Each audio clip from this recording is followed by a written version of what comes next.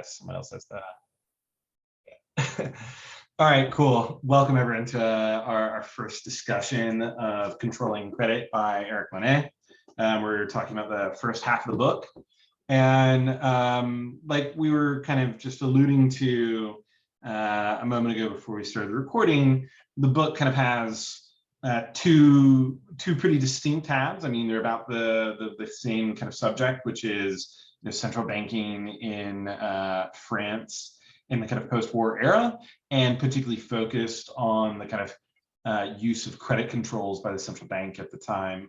But the first half, at least from what I can tell so far, compared to the second half, which I haven't gotten too far into, the first half is very focused on the kind of institutional, legal, and cultural kind of evolution of the policies over time, while the second half is a little bit more focused on the kind of like economics and finance of it.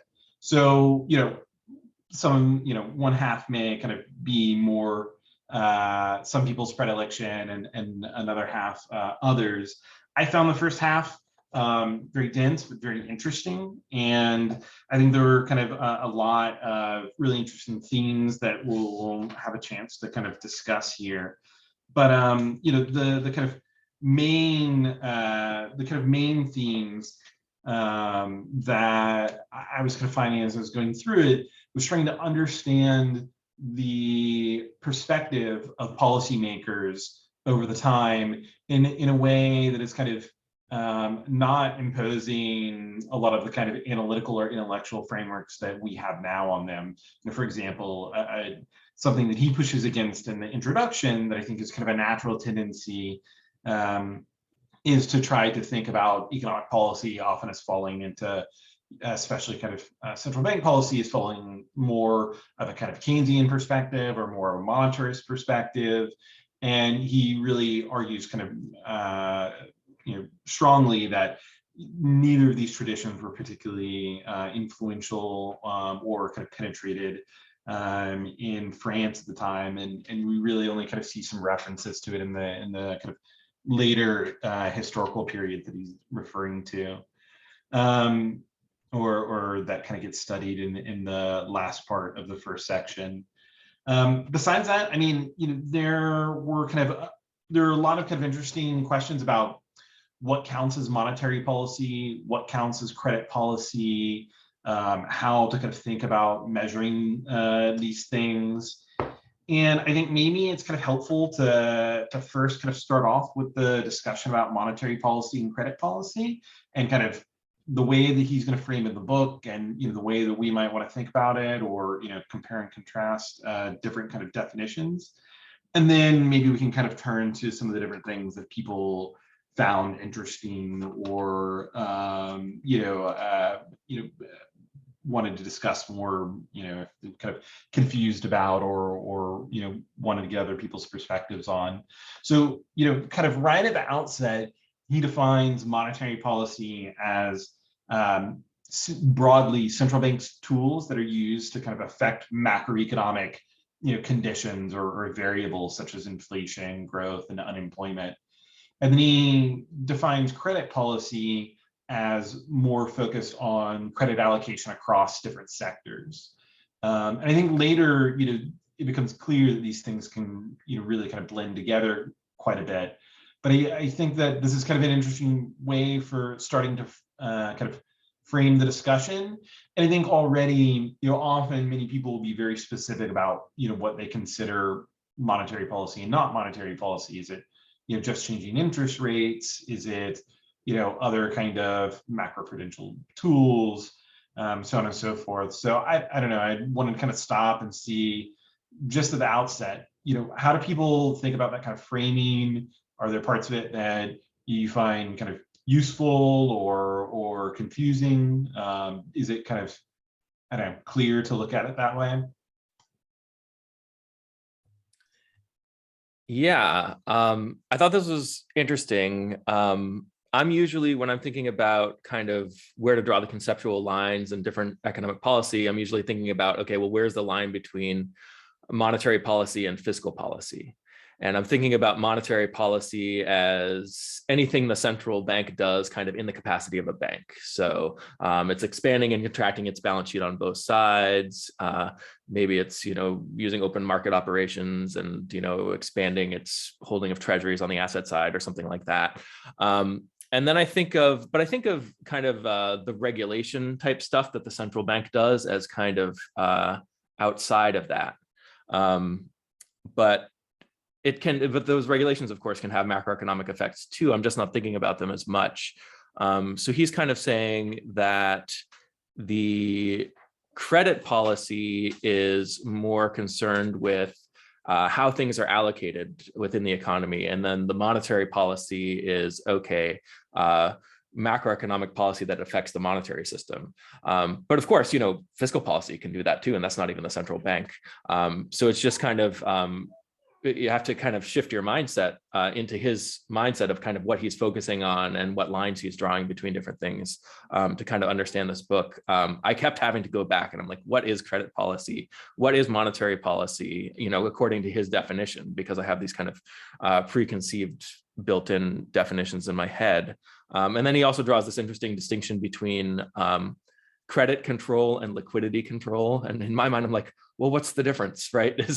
Both are kind of the same thing, but then liquidity, let me see if I even get this right. So credit control is influencing the bank's capacity to lend to others. So that's what he calls credit control, or that's what he calls, credit control. And then liquidity control is influencing, I guess, what Perry Marilling would call the market liquidity of different types of assets that appear on a bank's balance sheet. So maybe liquidity control would be saying, okay, you have to have a certain amount of treasuries on the asset side of your balance sheet if you're a bank, that kind of thing. But he's thinking about both of these things from the perspective, okay, well, what constraints are we imposing on banks?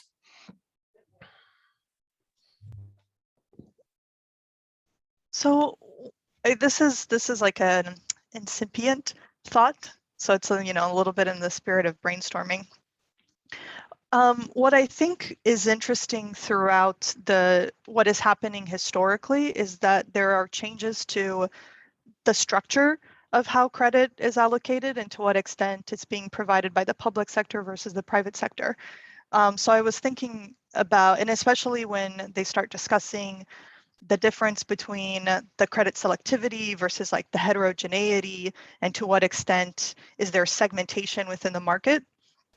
I was starting to think of, could there be something to a way of understanding the book from more of like a money view perspective that's looking around like to what extent credit creation depends or is being facilitated by dealers, and whether those dealers are in the public versus the private sector. And I was thinking, like, could that be a way to combine, kind of like have an orthogonal look that helps articulate why or how this like approach to credit policy could work. So I don't know if anyone's minds went in that direction as well. Let me give it a shot now too. So overall, I thought this was super interesting. I was struggling a little bit to understand exactly all the nuances, exactly like Wynn and Alex were saying, like what exactly are we talking about, what specifically we're talking about. But I think what I've gotten out of it is at a high level, first of all, he's trying to carve out that the French experience we should not have a lens of what we typically have, which is a Keynesian perspective if we're looking at historical stuff, or a monetary perspective, the way we think about monetary policy currently, which is basically interest rate policy. When we're thinking about what happened here inside the central bank.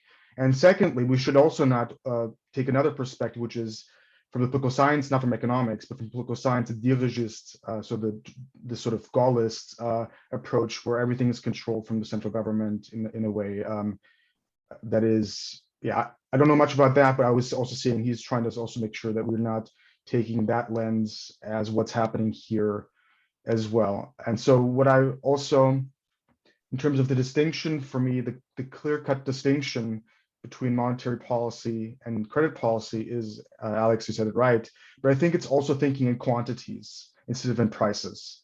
I think that's something that I think we struggle a lot more with today than we did back then, sort of.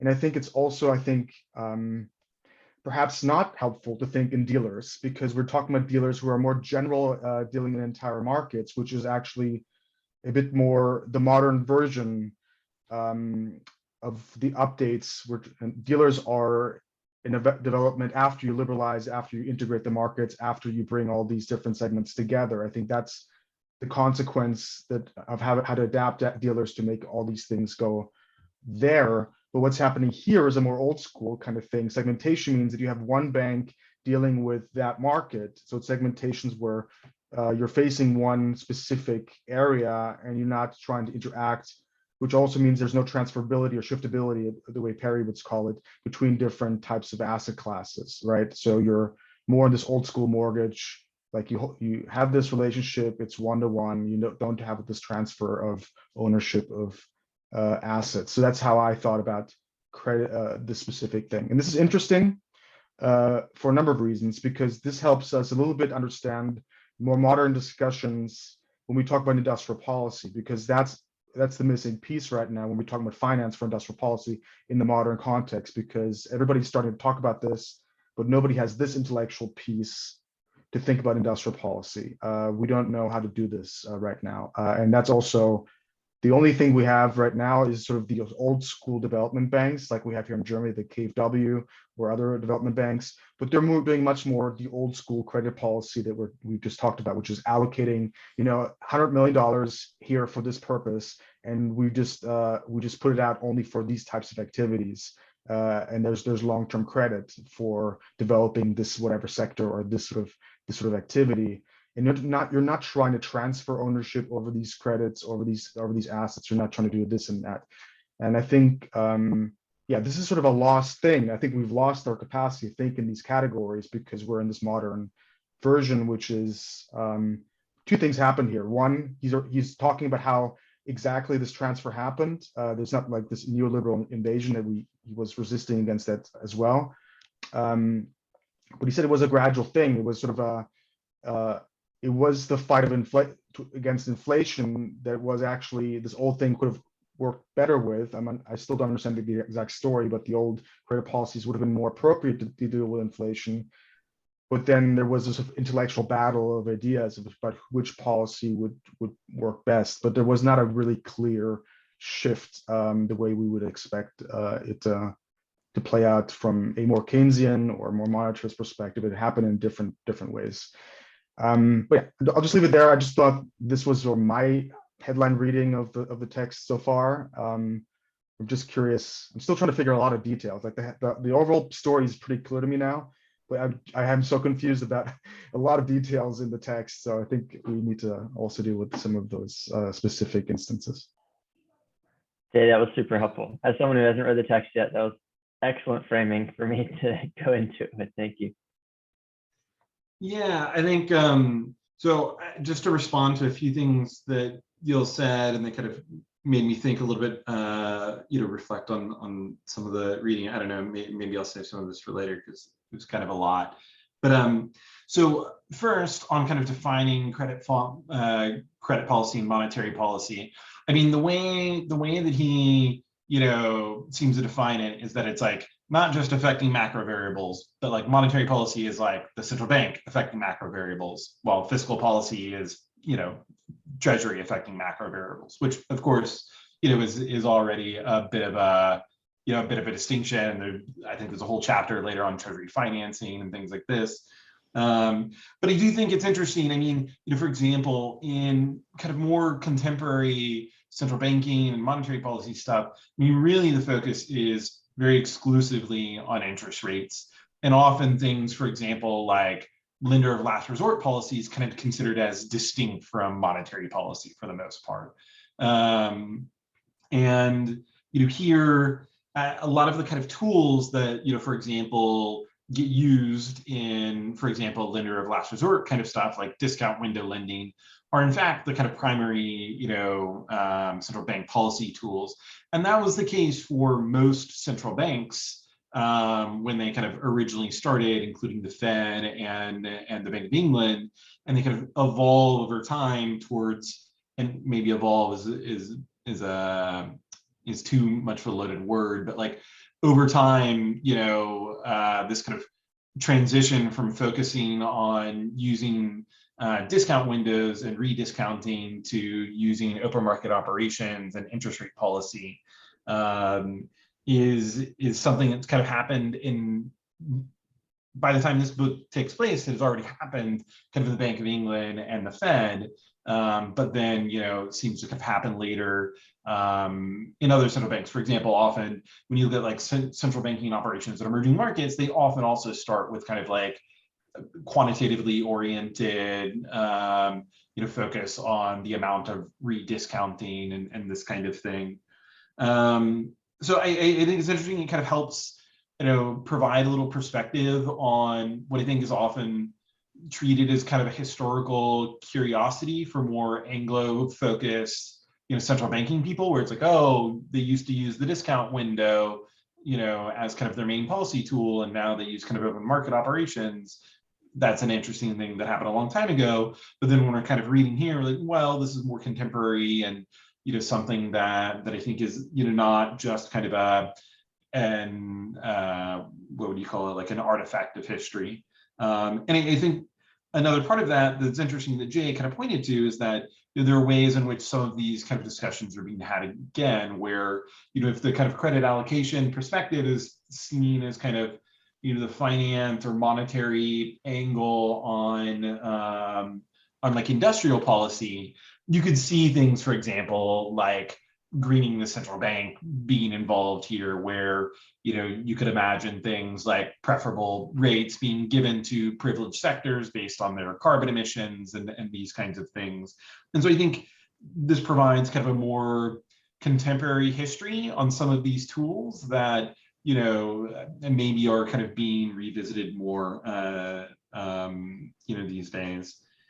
I think also what else was there here? I think there's some interesting other kinds of things here that I think are related to some of the discussions we've had on previous books. So for example, and I don't remember exactly where this is, but at one point when he's kind of trying to describe what the kind of Bank of France's perspective is in contrast to the kind of Keynesian monetarist kind of lenses that people often bring to it, when he starts kind of describing what they were really focused on, he talks about kind of inflation and the balance of payments as the kind of internal and external value of money being stabilized. And I think that that's something that we have come across a lot in kind of previous readings on things like Hawtrey, for example, who's writing, simultaneously with Keynes and before Keynesian is like a whole thing. And of course, before, a lot of the monetarist perspectives. And I think this kind of very old traditional central banking culture is something that maybe doesn't feel as foreign to some of us who kind of were reading and discussing, Hawtrey and some of these kind of related books, whenever we started this reading group along, a year ago or something. And so I think it's kind of nice to see some of the kind of previous kind of readings that we did maybe pay some dividends here for understanding a bit of where some of the perspective that the Bank of France was having at the time. Another thing, sorry, I know this is long, but just because there were a lot of relevant things y'all mentioned that I kind of wanted to touch on. Another thing that I think everyone will find very helpful is when you do start the next section, he's in chapter 2, and maybe he even kind of discusses a bit at the beginning, but it's hard to keep straight with. But in the beginning of section 2, he's kind of very clear about what different tools go in what different kind of labels. And he says, for example, liquidity and reserve ratios, which like the reserve ratios are, how much they need to hold at the central bank against their deposits, and at some point also against their loans, which is an interesting kind of twist. And then the liquidity ratios are like basically like treasury bill holding requirements that are required for others. So he'll call those, liquidity tools, and then he'll call things like how much the amount that a bank can rediscount at the Bank of France as one of the kind of credit tools as opposed to a liquidity tool. And so they're kind of several different classes of tools that he'll put together, and it becomes a little bit more clear kind of which central bank tool goes into which place. Last thing that I'll mention in this kind of longer rant here, but one theme that I thought was very interesting, and I think comes up in this kind of discussion about the transition between these kind of more quantitatively focused tools and the kind of later focus on interest rate policy, is this question of like what is neutral. And at the time, I think there's a sense in which they're talking about prioritizing important sectors for rebuilding the economy and in the post-war era, thinking about tightening policy in areas that are particularly vulnerable to inflation, et cetera, et cetera. But I think this is also related to some of the previous readings we did, for example, with Dasan, where we kind of ask a lot about what is really neutral and how do we kind of think about the kind of political implications of naturalizing certain economic objectives as neutral or not neutral. And so I think this is kind of a theme that I think will be interesting kind of discuss now and going into the second half too, would be just kind of thinking in the background about what is really neutral policy? What do we mean by that? Neutral along what dimensions? And how is that perhaps kind of problematized in certain places, and what in what other kind of places can it be a bit more objective or kind of system wide or something? So anyway, sorry, I thought it was a lot, but I don't know if anyone had any particular reactions to some of those. I was trying to kind of touch on a little bit of everything y'all said.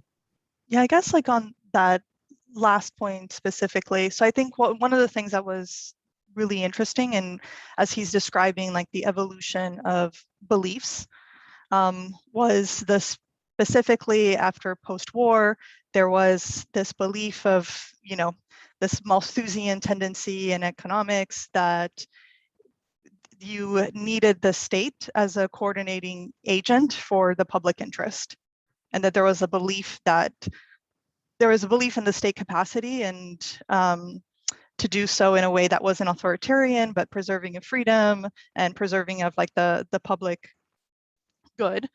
And then it was interesting then how that shifts in like I think it's the 60s, where he's describing like the focus of attention of like where the like problematic private interests come to play, move towards banks, and banks having unfair rents through this credit system that had been created. So I think that evolution on like what neutrality means and who is unfairly gaining and how you define like the formation of like the public good was really interesting.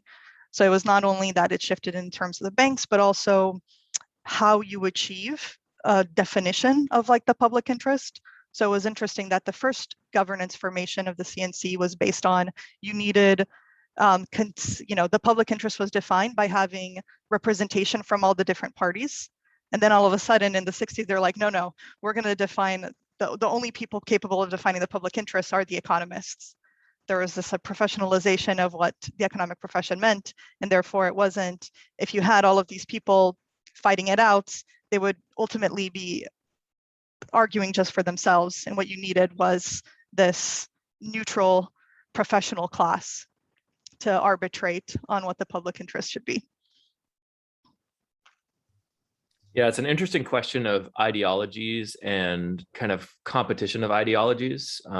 Obviously, if there are some ideologies that you adopt and you kind of like follow them, that's going to lead to disaster or something, that kind of thing. So you can't just treat them all equally, but then you don't necessarily want, the elites kind of controlling everything with their singular ideology either. So it's a little bit, I was kind of picking up on this too, that you mentioned the word evolution, that there's a little bit of like, evolution of institutions, like which institutions are effective and functional, and then maybe the ones that aren't end up failing and getting replaced by other institutions. But maybe there are some inefficiencies that stick around too because they're functional enough, that kind of thing, and the ideologies are strong. And I just thought that that whole discussion was interesting, and about norms and where the norms come from, and how they can kind of, different institutions depend on the kind of environment that they exist in order that the environment provides constraints, but that environment can also be other institutions and all of that. So he gets into he touches on all of that complexity there. Yeah, and I think this is also a very distinct feature of the French system in general. I'm just trying to put this together as well. I think what you described, Larissa, is very interesting in terms of this is a very neoclassical view to have objectivity come in. I think it's there was a very concrete problem, which was rents were existent in the banking system, and then the question is, what do you attribute it to? And then the ones that are trying to replace thinking in general, of course, put into question the entire tools that are in place there. Partly also because you have an alternative somehow. You have other systems, from looking to the US or looking to Great Britain, where you could say there's something else. So it's what I think is interesting about this book is trying to still preserve, like it's a little bit of a saying, okay, there's a variety of capitalism, variety of central bank thinking here, which is you don't have to have a uniform way of thinking about central banks and purpose of central banks across the board, and neutrality, taking a step back, and somehow that sort of thing only works if other institutions pick up that leadership function that a central bank actually has here too, which in some sense what we criticize about neoliberalism or neoclassical economics is that by default you just make it into this ominous market, which is also somehow neutral, all this neutrality of observation and all this kind of stuff. And I think what Eric Monnet is also trying to do here is trying to give us like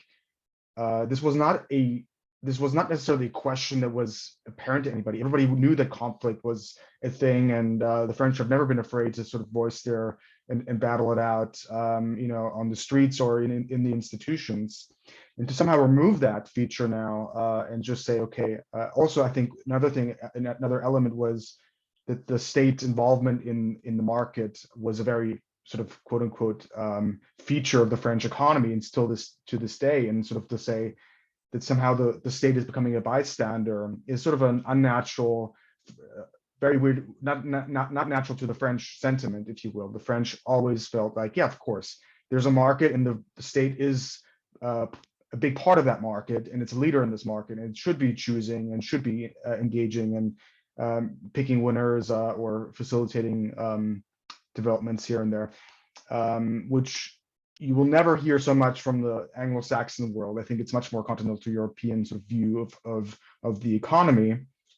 But what I think is interesting here is that we have to distinguish like between the policies, between what actually happened, because I think Eric is also pointing to the fact that we had inflation and how inflation was being combated. It's not the fault of these credit policies or this particular thinking that inflation actually occurred, even though the thinking that came to dominate was trying to put it onto this type of policy, that this was one of the root causes. Though I think he was himself referencing at some point there's other supply side issues rather than the demand side management that the central bank was dealing with in terms of credit policies was the cause of this. So there's multiple dimensions of things going on here. There's the actual thing of, okay, what is causing inflation at the time? How much is this credit policy actually contributing, and how much are other causes or things are outside of direct central bank control contributing to this inflationary development? Could this policy had been pursued more rigorously dealt with inflation better than what the policies that have become inflation what has become inflation targeting later on. And then there's the actual intellectual debate, which is like people battling it out and trying to, having control.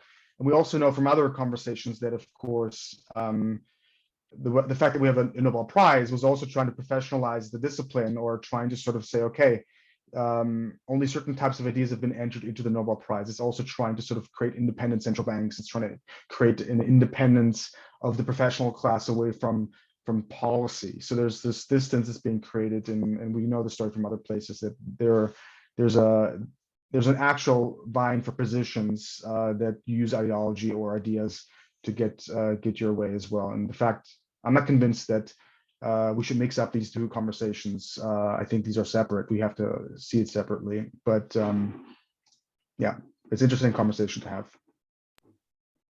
Well, I can say that I, for one, am super interested in the ominous market, right? And I don't think we've completely figured it out. There's, I think it's useful to understand the environment in which our institutions are adapting and kind of the constraints under which they operate. And, kind of to what extent does that environment consist of other institutions? Like he's talking about that in this book, but then also what are the ultimate economic constraints that always constrain the whole process, right? I get that if you only focus on that, you're not going to understand the whole picture. But at the same time, if you don't have sight of kind of this ominous market that's lurking in the background and, to what extent it constrains everything, are you really going to be able to piece together the details effectively? So, to what extent do we understand it sufficiently, the ominous market or the ultimate constraints, the ultimate economic constraints, to be able to make sense of the institutions that live within those constraints? So I don't know. I feel like, I guess part of me is that I feel like that we don't understand it sufficiently well enough. So a lot of people are like, oh, but you're focusing on that, but there's all these other details, but we haven't gotten that kind of framework to hang everything on quite right yet, or at least I'm not convinced that we have. So I think there's kind of a tension there, because some people like to focus on one and some people like to focus on the other, and there's often not a complete picture of either. But the ominous market is important, is I guess what I'm trying to impress. Yeah, I think the way that I agree with Jay that there's a distinction between the conversation around like how the debate played out, and then what kind of what were the facts on the ground, and like what intellectual analytical framework we should have in the back of our minds, to Alex's point, that help us understand and make sense of what happened. So I think, and in the spirit of the latter, I think that's what, although this point in history is not, when we have full-fledged dealers, or you have the shiftability and et cetera, and the elements that are important to the money view. I think for me, it's helping flesh out what are alternative structures that could exist outside of a system, an intellectual system that depends on a vast variety of dealers integrating all markets to create the ominous markets.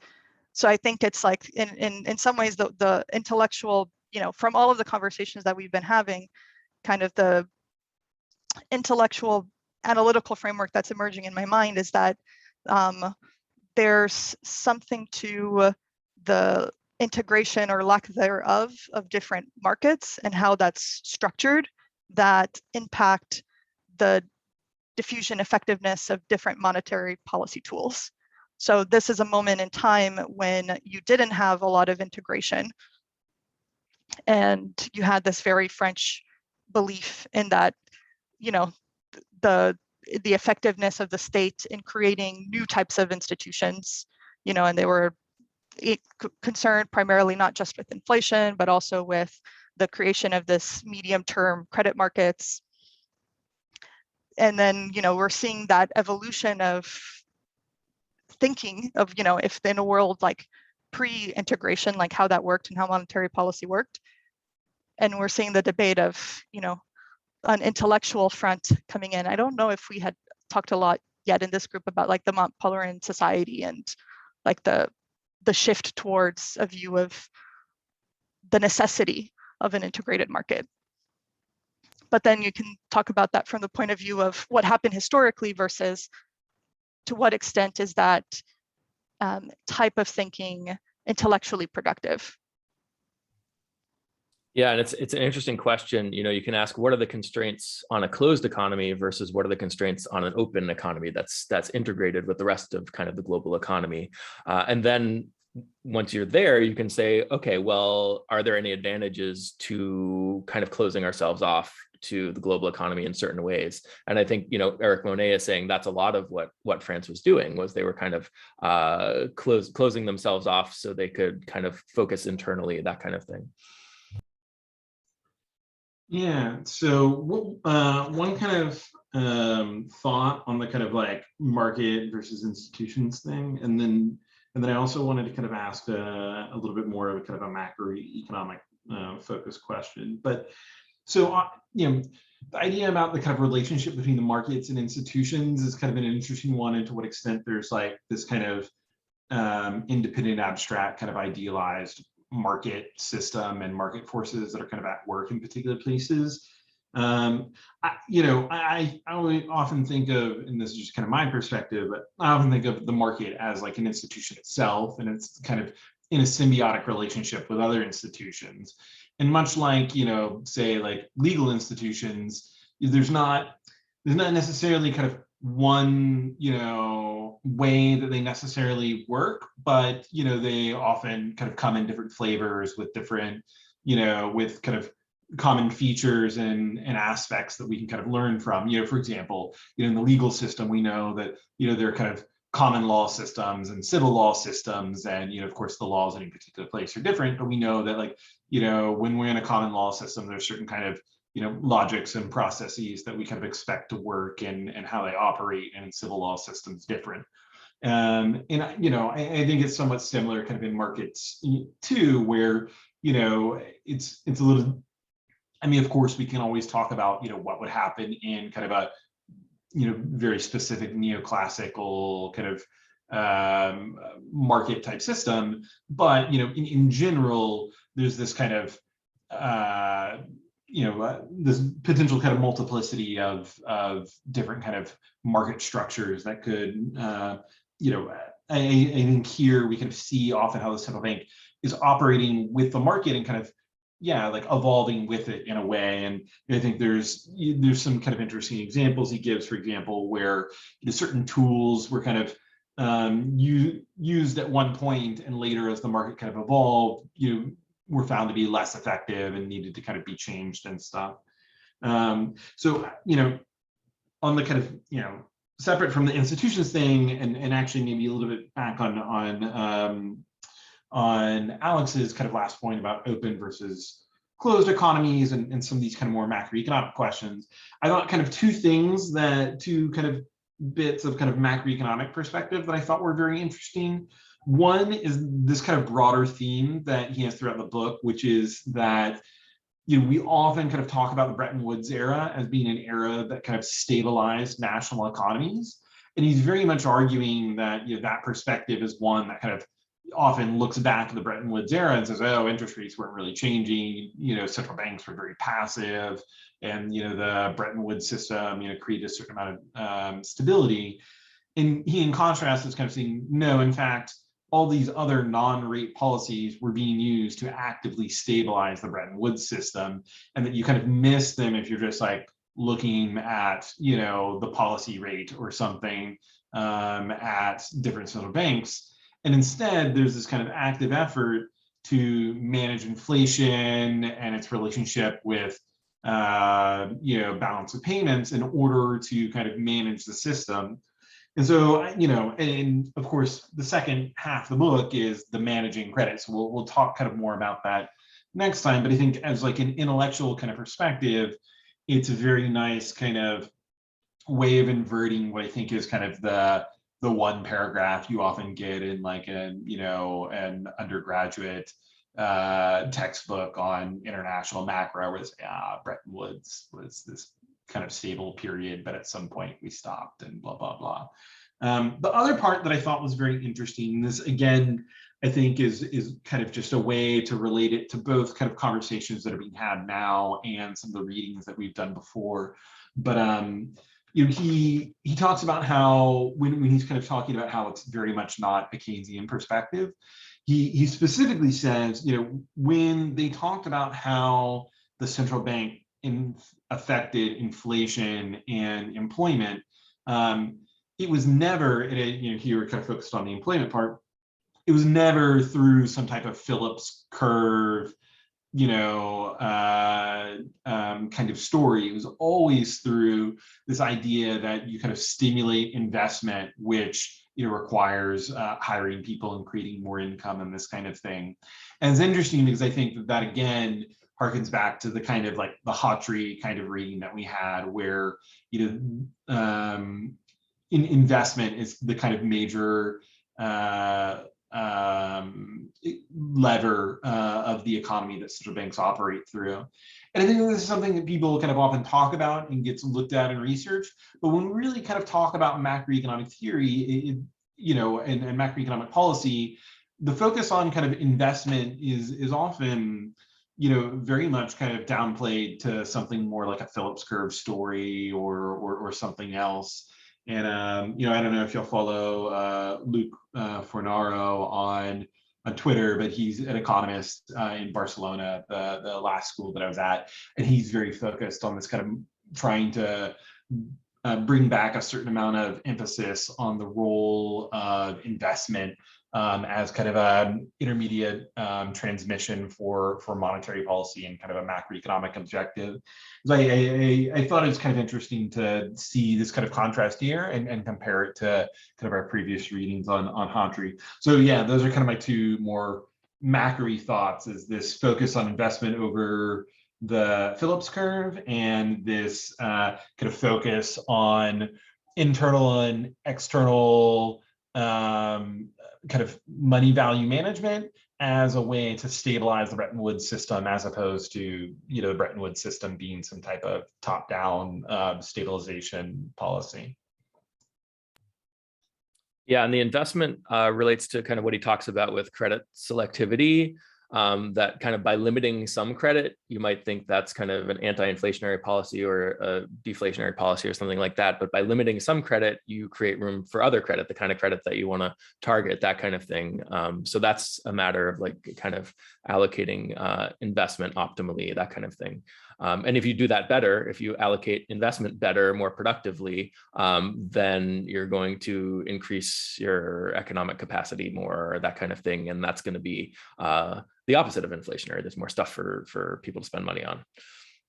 Yeah, sorry, can I just, I know Jay wanted to say something, but can I say something just quickly immediately to that?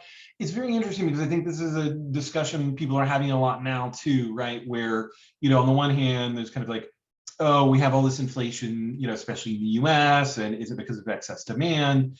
You know, some people kind of point out, well, you know, overall spending is not so much higher than it, you know, would have kind of been otherwise, but it's been reallocated from sectors, you know, from services and kind of concentrated in durables and goods and stuff.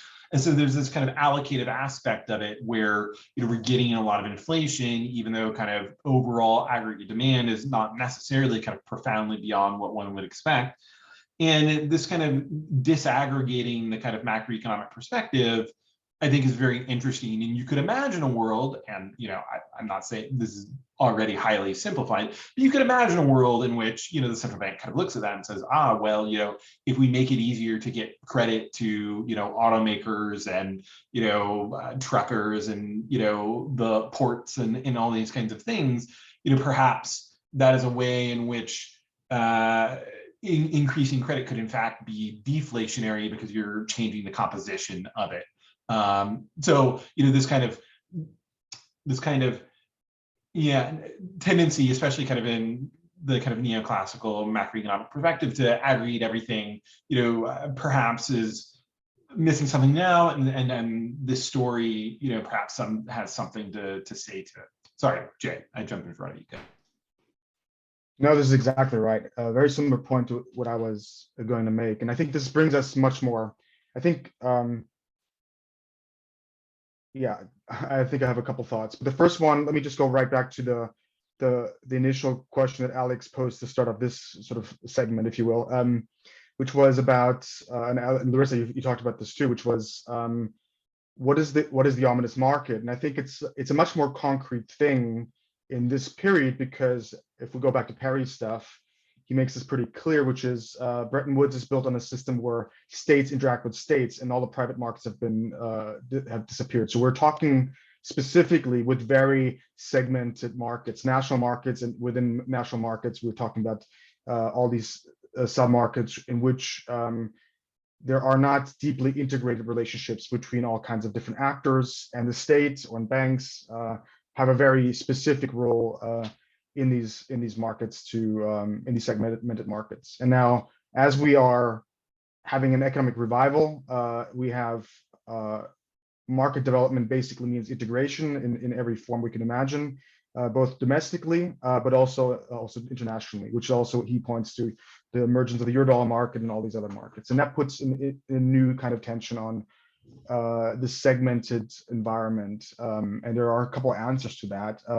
One is the neoclassical answer. Let's just treat the market as this ominous thing that we need to sort of take all the barriers away. Let's facilitate this development and just make sure that this keeps going. And we find an intellectual framework to now deal only with prices, not quantities. That's basically how I read the neoclassical adaptation or response to this.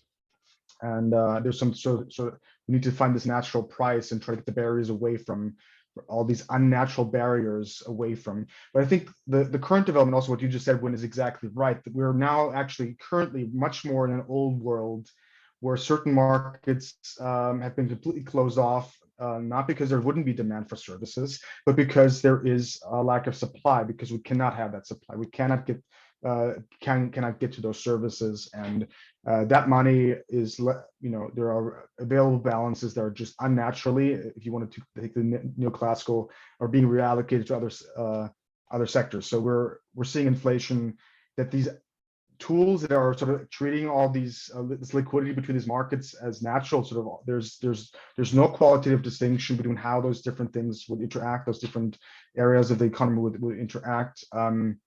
That's exactly what Perry talks about when he talks about the abstractions from money. And what he's talking about is also the inability to look in balance sheets. So these balances would have to be treated differently across different sectors. So sectoral analysis is also involving balance sheets and balances in how money is being spent in these different economies. So what I find interesting here is we see this currently, but we see this also so in a place like Europe, where interest rate policies also failed in a similar way. For example, we're dealing with a general slump of the European Union, and the investment channel is dealt with one tool, and that is lowering interest rates. But you don't need the interest rate, you don't need investment in all places equally. And the problem is now, of course, that this has led to stimulating investment in the center, which is Germany, where there was already a glut of investment. There was already pressure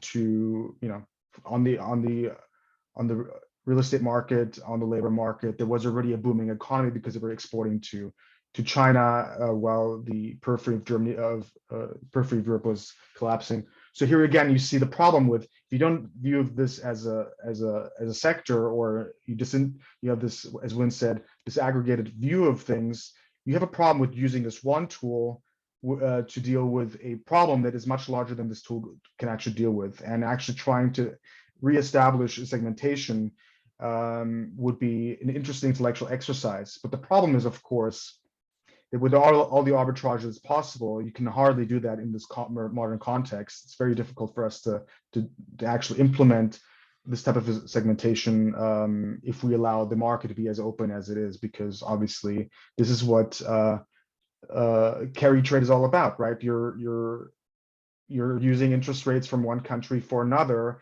and you're buying yourself something for it, yes, but you're also building up a different type of risk or a different type of problem in the long term that we're not considering. And that kind of problem is sort of the modern problem that comes with markets that are big and ominous, rather than the old problem, which was, yes, there's a direct relationship, and you're stuck with this relationship forever because you cannot transfer that relationship to other people. That was the old mortgage problem. But now, it's you're not necessarily solving something by moving to another regime. You're just creating a different type of risk. And now we've talked with the rise of carry and central banking interventions that we're now basically dealing with a modern problem that is the consequence of not taking seriously that we can deal with a segmented problem with a very general tool set. And now we're actually we've gone from a general tool set to actually a quantitative easing program that is just now trying to very generally affect investment. But the problem is not, you're not targeted at the problem where it actually exists. You're actually reinforcing certain problems and reinforcing sectoral imbalances that were not the intention of the policy that you had. So that's, I think now we have a mix of things, right? We're now halfway between two different worlds, and we're using old school, we're trying to stimulate investments with the first tool, which is interest rates. That failed. We're trying to now stimulate investments by asset purchases, but now you get these wild misallocations that we now have another intellectual problem that we haven't yet solved. So it's tough. I don't know how we go forward from here.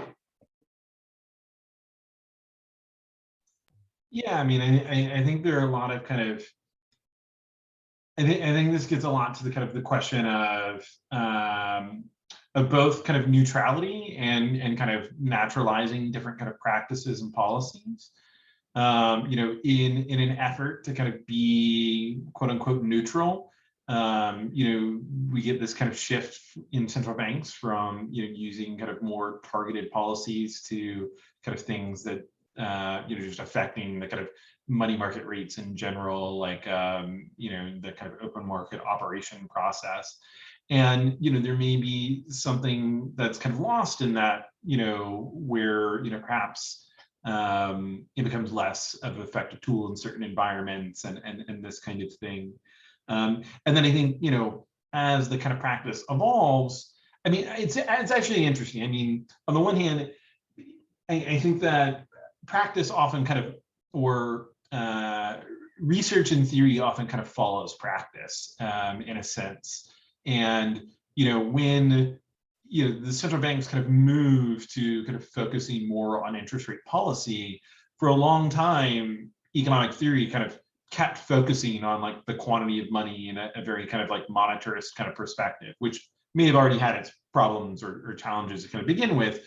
But in some sense, it gives a little bit more. It makes it a little bit less, I don't know, galling, or it makes it a little less kind of surprising why there's kind of a focus on things like the quantity theory of money, when central banks often very much did focus on kind of quantitative perspectives early on.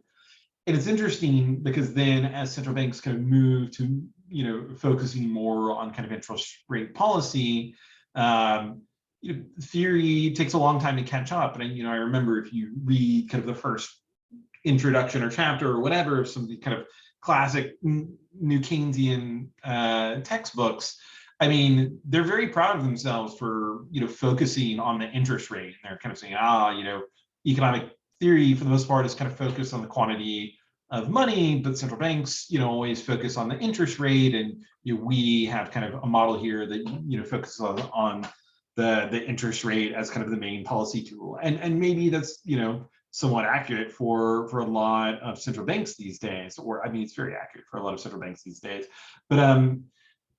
But it's interesting because then it then naturalizes this new process, right? And so people then start to kind of treat what central banks have done in recent decades as kind of how policy works, and we then get to this kind of historical amnesia or this kind of like forgetting what has kind of been learned before and other kinds of tools and arrangements and ways of thinking about policy. So I think it's kind of interesting as a corrective measure for keeping kind of an open mind for how policy might be kind of structured differently. And when we do move to part 2 next time, he starts off by kind of talking about the difficulty of really trying to talk about or model or measure or quantify the effect of these quantitative tools, because they're much more heterogeneous and complicated and kind of evolve over time. And so you can't just like pull up a chart of the interest rate and compare it with investment or something else and try to start making arguments about how monetary policy works. You really have, they tightened reserve requirements here, but then banks started being able to fund themselves more easily, and so liquidity was less constraining. They started focusing on credit controls, and at one point they increased the kind of credit controls just to keep up with the economy, and on other times they they changed them in order to be more restrictive, and it becomes this, I mean, it's impressive they kind of took on the project of trying to make sense of them. And I think in part 2 we'll discuss more about whether how compelling some of these kind of measures are. But I think that it's interesting to kind of think about it in terms of institutionalization in the profession, in the way in which we come to think about what monetary policy is. And I think if you ask most economists and frankly most people in central banks, and you ask kind of what is monetary policy, like, well, it's basically the interest rate. And maybe that's true, but or maybe that's kind of effectively true now, but it's not kind of a priori axiomatic thing. I mean, as we kind of are alluding here, monetary policy can be kind of conducted in very different ways in which the policy rate isn't changing at all, but still the central bank is kind of having a big influence on the economy. Yeah, what's interesting about that process of institutionalization, when in the introduction he talks about the way that he's going to tackle the institutionalization process is by looking at the laws, the social norms, and then the constraints, and to what extent there was like a level, to what extent was the institution controlling or self-controlling. And then he uses that to talk about how important controlling inflation was. Where I thought that that third piece was going to go was more in direction to what you were in the spirit of what you were talking about, in that our theories also depend on our ability to grapple with the information available to us. So I think that there was a bit of this inflection point before we could process them more concretely. There was a more, I think perhaps like a higher tolerance of more quantitative, not quantitative, qualitative discussions. But as we were able to have more quantitative measurements, it became more of the case of like, oh, if we have these tools, why aren't we using them?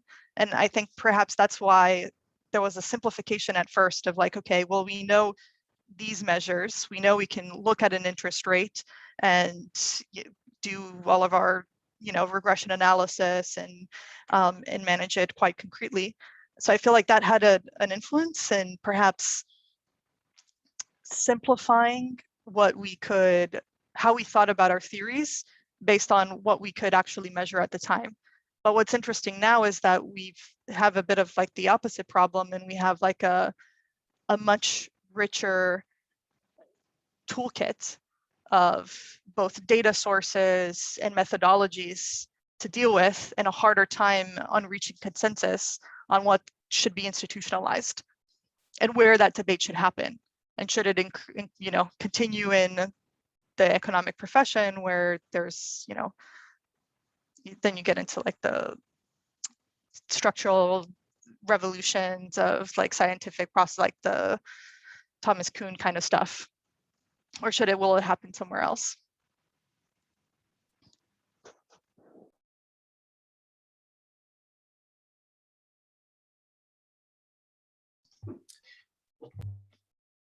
Go, Alex. I still wanted to try to resolve something as well here, which was think you're making distinction earlier, Alex, between credit, sorry, monetary policy, fiscal policy. That's usually the dimensions we're thinking about, but whether or not these credit policies, if it's correct, the way I've been thinking about it, is actually a new dimension, which is somewhere sitting in the middle between those two. If you think about, like, for example, I was ranting earlier, I've been doing this a couple of times in this, which is the current, I've said before that QE1 was a liquidity operation. It was trying to cover the collapse of credit, and that's what QE1 was trying to do. And then QE2 and afterwards, and the current ones are trying to stimulate investment. So those are we should think about those things very differently. Now, the problem, however, is that the method is to manipulate the price of money. That's how we think about it, because you've got the zero lower bound. You now need to go up the yield curve and try to manipulate it in each subsequent market. That's the way, that's the intellectual frame I think they're having with the QE programs. Okay, fine. That has not worked great, but once you're on that path, now we've been doubling down on that and hoping that the asset price appreciation somehow induces investment, right? So that's been the intellectual model, because we're stuck with the singular tool of manipulating prices, not quantities.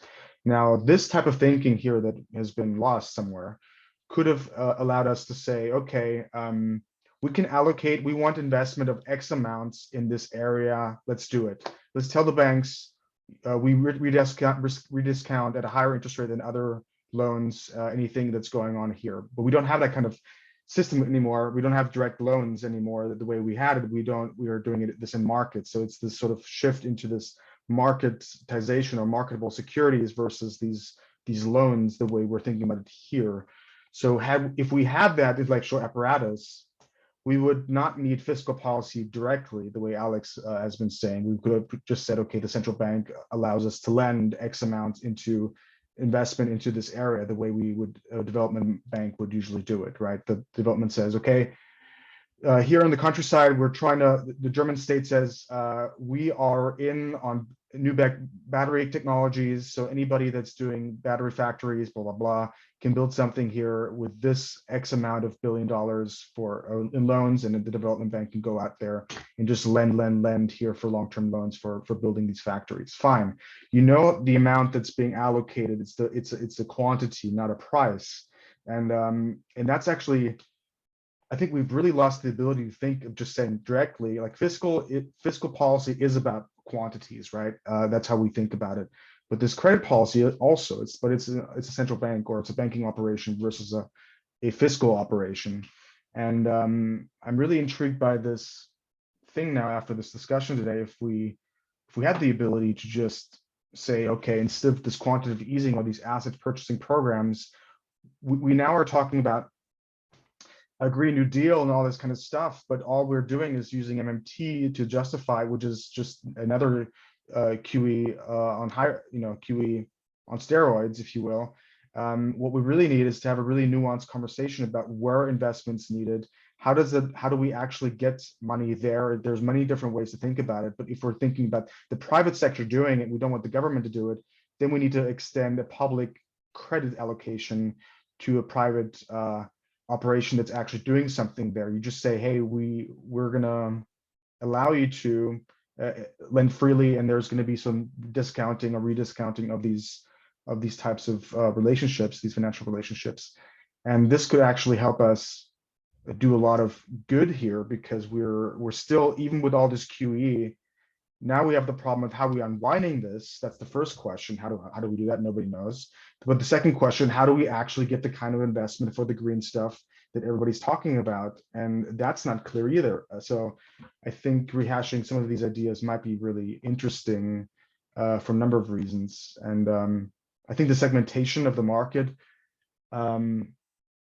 is, I think that reestablishing, understanding the boundaries. Can we have boundaries in these markets? Is there something that can be done here to to establish that, because the problem that we also see is something like developing countries are also prone to this at this point. Developing countries cannot just say we have a development bank, because the local population can opt out and distrust this money and those that's being circulated, because they can go into the dollar, or they can go into just like Argentina doesn't have a trust in its own currency right now. They just go and save in another currency. So you need to somehow institutionalize trust in the ability to hold credit for a long period of time in these types of loans. And the more they are marketable, the more of a problem you have, because the more you actually have the opt-out option to go into other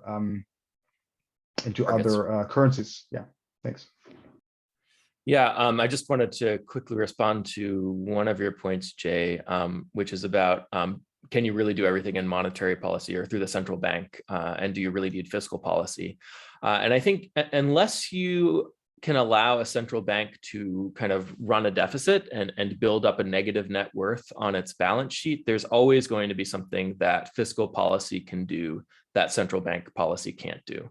So if you say, okay, the central bank is allowed to do anything that involves expanding and contracting its balance sheet on both sides, or the central bank is allowed to do anything that involves regulating what banks and other financial institutions are allowed to do and what the limits are and that kind of stuff, then there's still this thing that's left over, which is the deficit spending that a central bank can't do on its own.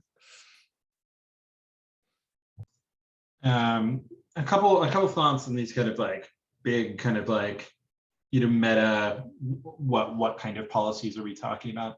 So like, I think when I was kind of reading the kind of interpretation of fiscal and monetary policy and kind of credit policy here, the way that I was kind of thinking about it is that, you know, often, especially in the kind of like simplified, you know, representative agent kind of macro models that are common now, we often think about, you know, monetary policy and fiscal policy is kind of working kind of in a like quote unquote neutral way. Like if we lower taxes, we lower it for everyone. If we spend money, we're spending it on, you know, the one representative firm, and it's not kind of changing allocation or whatever.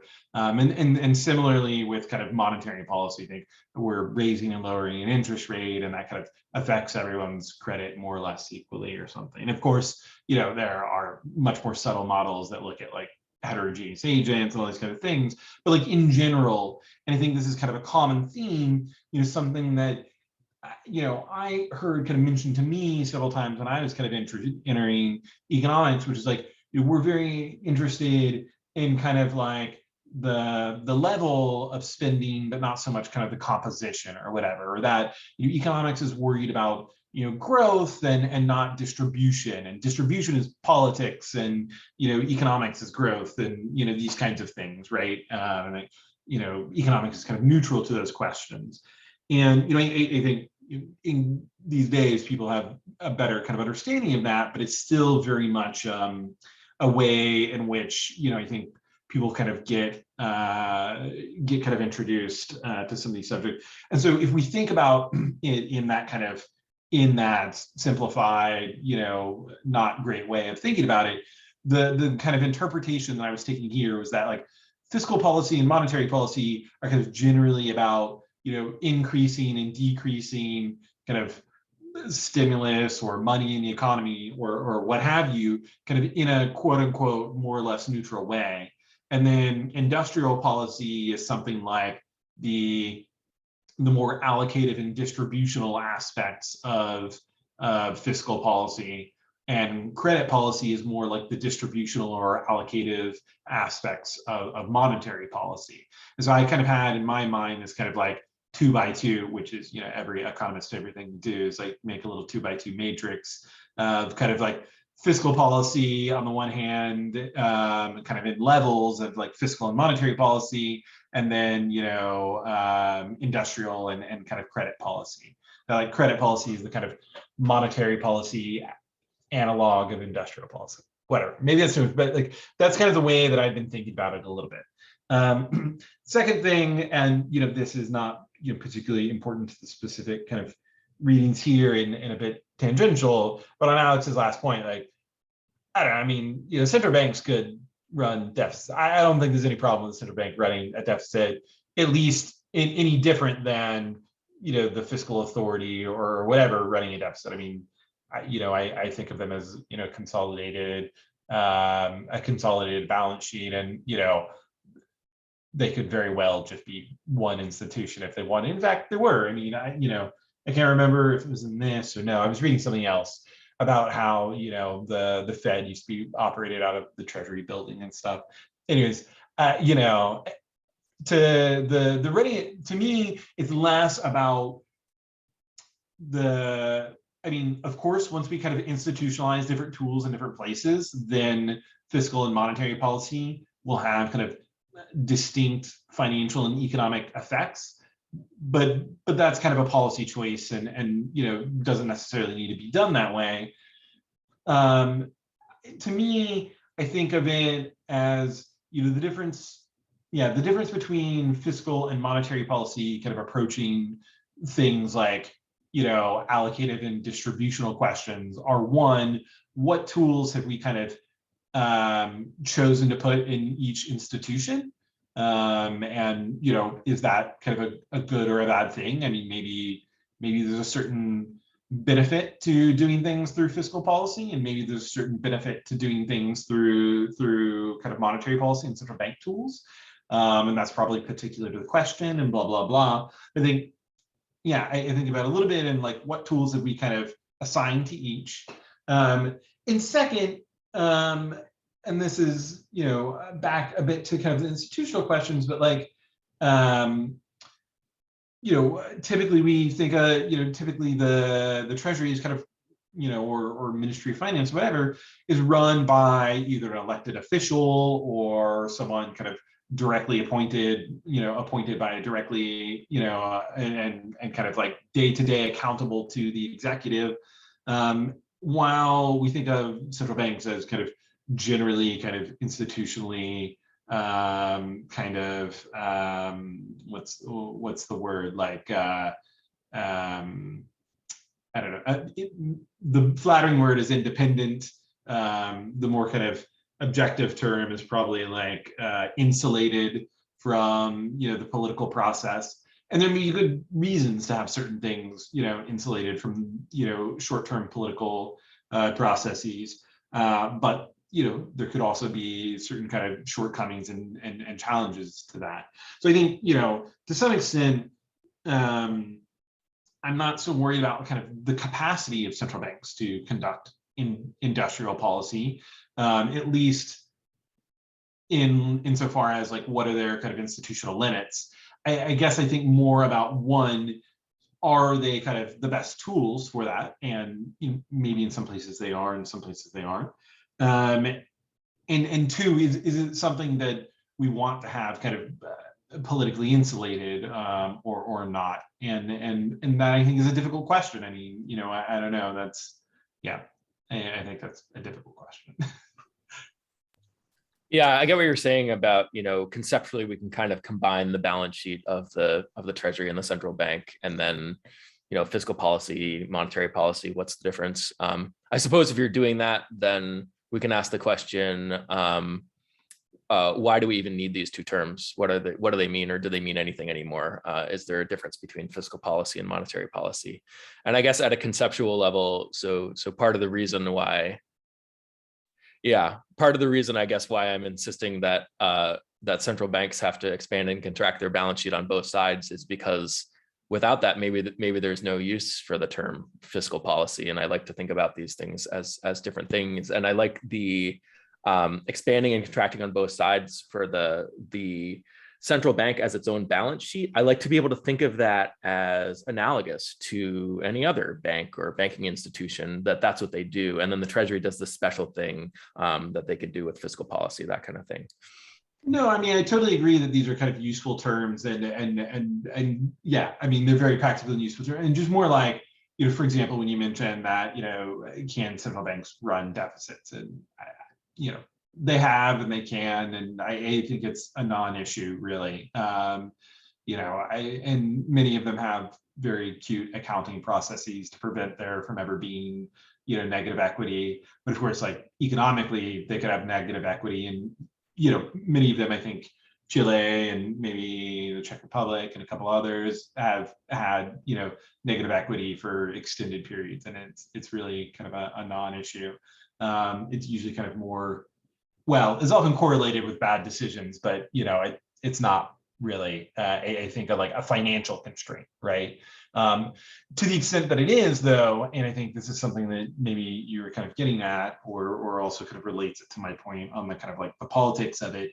To the extent that it is, it's a political constraint. I mean, if the Treasury Department and the legislature wants to demand that the central bank have, positive equity or get bailed out from the Treasury, that is a legal instrument used to kind of exert political dominance over the central bank. And in the extremes, especially if losing a bunch of money is generally correlated with bad decisions, maybe that's a totally reasonable thing to have. But I don't think it's like a deep financial or economic thing. I think it's a political and it's kind of like a political thing. In general, if a central bank loses a bunch of money, but improves the economy in the process, it may very well be just fine. Yeah, you're right. We could set up our institutions differently than how they are.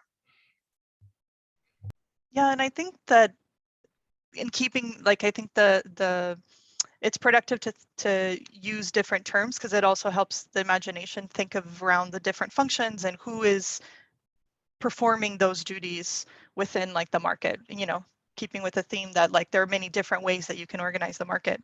And on that point, I really like Wynn's distinction of like the industrial policy and credit policy, and the inclusion that this book makes of credit policy as a function that should be taken by some or a collection of different institutions in society.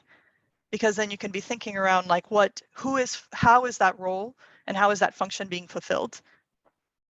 And then it connects, I think, to Jay's point around, do we even have the institutional setup that would allow a segmentation that would allow anyone except the markets to perform the credit allocation process?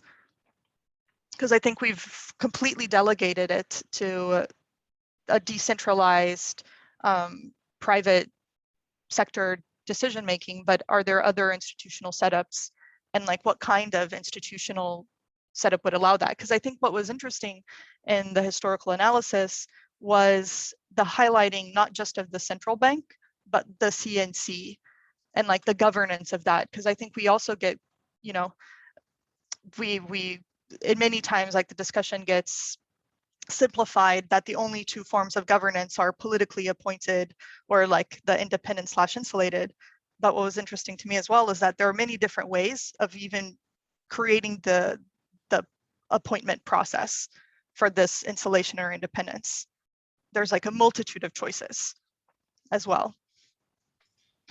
Yeah, I mean, I think this kind of relates to kind of a couple strands of what we've been talking about, which is like, on the one hand, the kind of like process of kind of naturalizing certain kind of economic perspectives as kind of,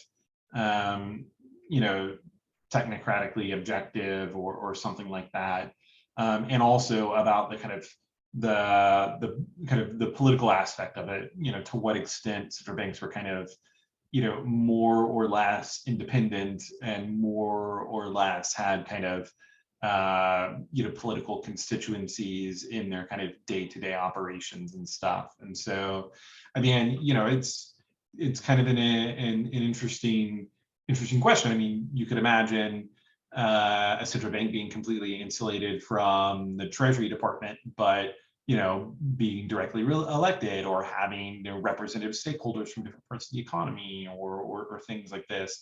And you see this a little bit kind of coming up in the way in which central banking appointments in the US have become kind of increasingly politicized over the last kind of 20 years. And people will say, for example, oh, well, we really need to have kind of someone with a background in community banks on the board, or someone who has kind of been from more of a perspective from like the labor movement or labor economics or these kinds of things. And so You know, it's interesting that we, in some ways, we kind of have this kind of this kind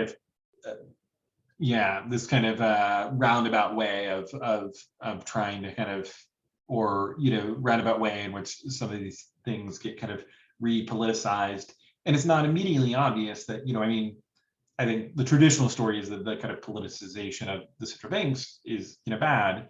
But I think, you know, especially after the financial crisis, there's a sense in which, you know, well, you know, maybe it's good to have, you know, different perspectives, and, you know, not everyone is just kind of, you know, a PhD from a Harvard economics department or Goldman Sachs former employee or something. Maybe it's kind of useful to have, you know, a variety of kind of perspectives. Yeah, I don't know. I mean, we've been going kind of 90 minutes, and I'm, you know, conscious of kind of preventing us from just kind of talking all night, because I know we could.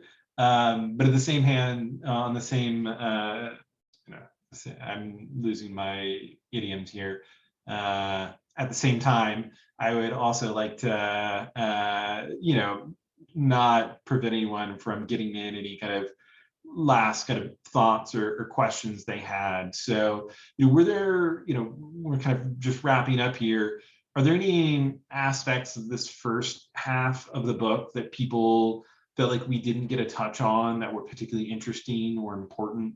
I think we're going to be revisiting almost everything in the second chapter. I mean, the second chapter, or the second half, kind of starts kind of at the beginning a bit, kind of, but it is kind of maybe a little bit more kind of economics-y and researchy.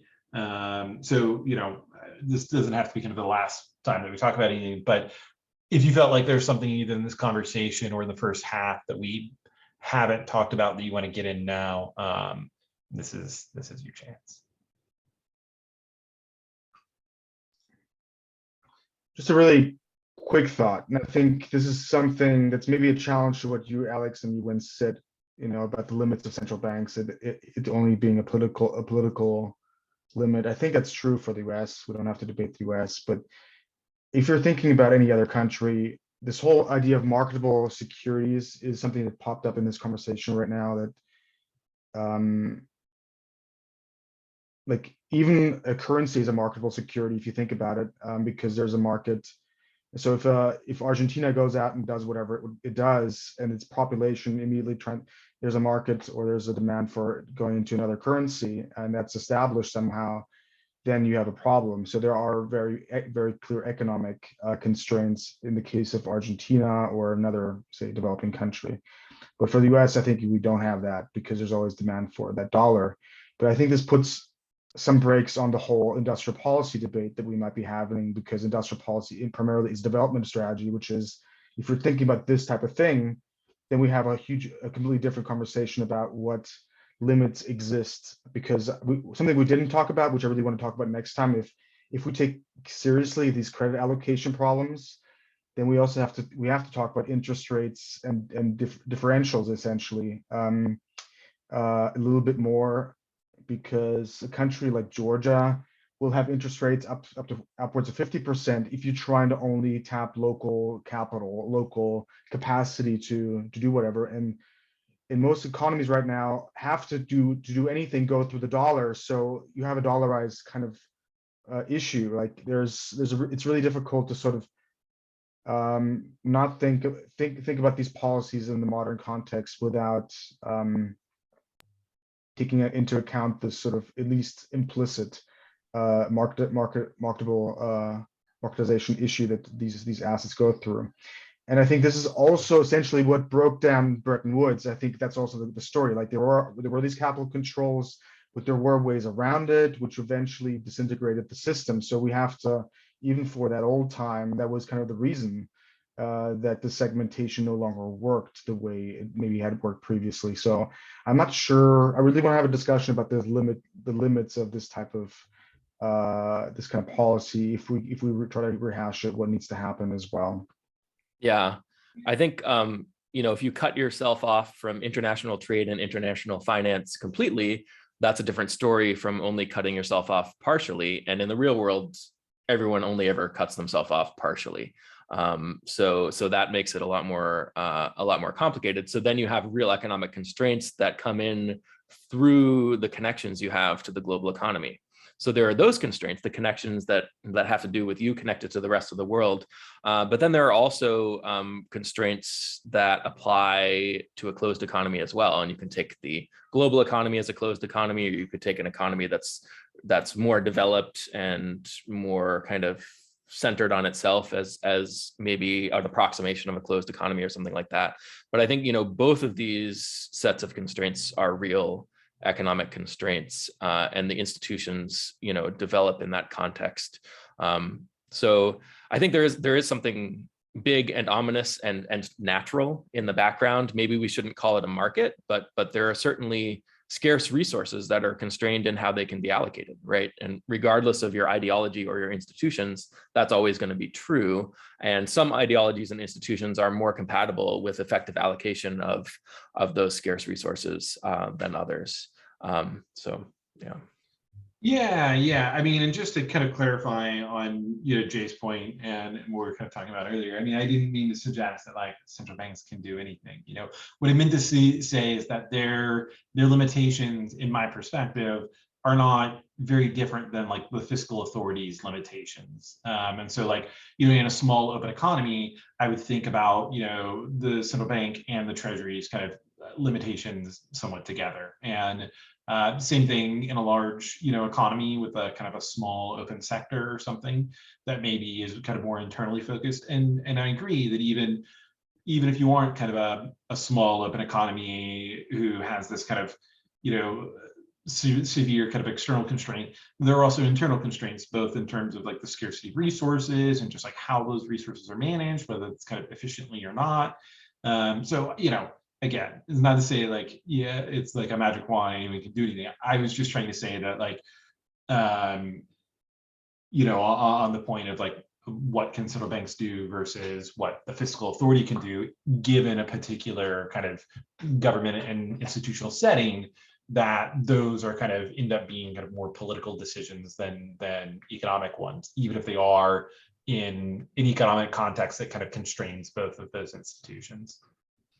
I just wanted to add one more point, that if you are a small closed economy, those real economic constraints are going to be so oppressive as to not being worth being a small closed economy. So you open up to escape some of those constraints that you would otherwise have, and then you're facing the constraints that come from being an open economy that's integrated with the global economy. And those constraints are often not as punishing as the constraints, or sometimes are not as punishing as the constraints that you might have if you close yourself off completely. But maybe sometimes there are advantages to closing off some things for development, that kind of thing.